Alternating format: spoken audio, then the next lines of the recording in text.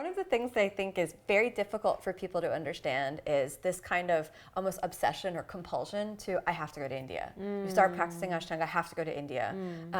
So what does the practice do? Like, what are those spaces within yourself? What are those peaks and highs, those epiphany moments, those transcendental moments? Could you talk a little bit about what it is that makes this practice so compelling, so you're willing to change the whole course of your life and redirect towards the spiritual path? Well, that's a pretty deep question. I mean, I just find the Ashtanga practice to be, sometimes I even say this in teaching, it's very confronting. It forces you to look at everything within yourself, and it forces you to look at it, and in a way you need to expose those things for them to transform and for you to kind of get into your inner truth or your inner light. Of course you can ignore all of those things, but I find if you want to go quite deep, you have to really be willing to kind of work into that. And I find it to be, as much as it can be hard, and sometimes there's days I want to stick my head into the sand and be like, oh, no, I don't need this lesson right now. I just, peeling off these layers and cutting off the things that I don't need, my hang-ups, I start to just feel a little bit more free. And like I said before, just kind of sinking into my own authenticity, feeling good in my own skin, which I used to never, feel good in my own skin. All of these things just are what keeps me kind of moving forward, and also to have that intimate connection with this higher power. I mean, when I was young, and even now to this day, I've never had a problem with God, with the concept of God. To me, I feel like I've had some type of relationship, with this higher being. It doesn't have to be named God, but I've always had a desire for this relationship, to feel the purity of this love, whatever it is, and I find that that's what kind of keeps me kind of wanting to delve into this. How would you explain to someone your experience of the presence of God? Like, what does that feel like for you? And do you feel it all the time, or are there moments when you're more sort of immersed in God's presence than others? No, I definitely don't feel it all the time. I think there's times I do doubt, and sometimes I feel like forsaken. I'm like, okay, where are you? It's like, but I don't know. I feel like God's presence is just unconditional love.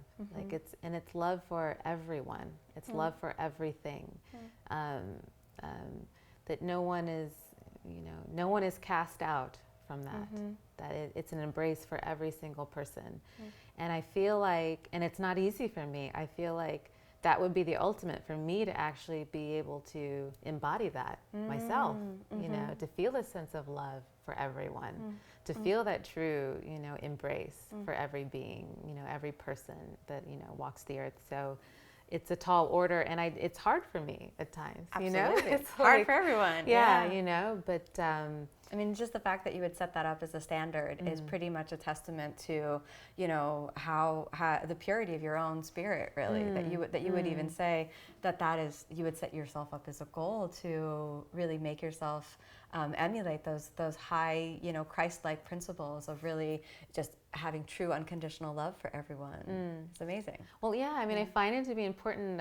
But again, not easy. Yeah. Not easy for me, but it's very inspiring. It's very inspiring when I meditate on it, when I contemplate it. Do you remember Guruji saying, do your practice, think about God? Did that, you said you never had a problem or a lack of connection to the presence of God. So when he said that, were you like, yes, I feel it? Because when he said that to me, it took me years to figure out what he was talking about. But did that kind of ring true for you? Does your practice bring you into deeper communion with the presence of God? I really feel that at times. I feel like, because I was always quite curious about this essence of God. I was curious about religious thought, even at a young age. I remember even asking my father all these questions. And I feel like the first time I just started, when I started to kind of immerse myself into the practice, that was the first time I actually experienced, the essence of God, like had an actual experience of that. And describe that. What was that like? I don't know. It's just a sense of like my heart kind of expanding and overflowing, feeling very, very, very light, very expansive.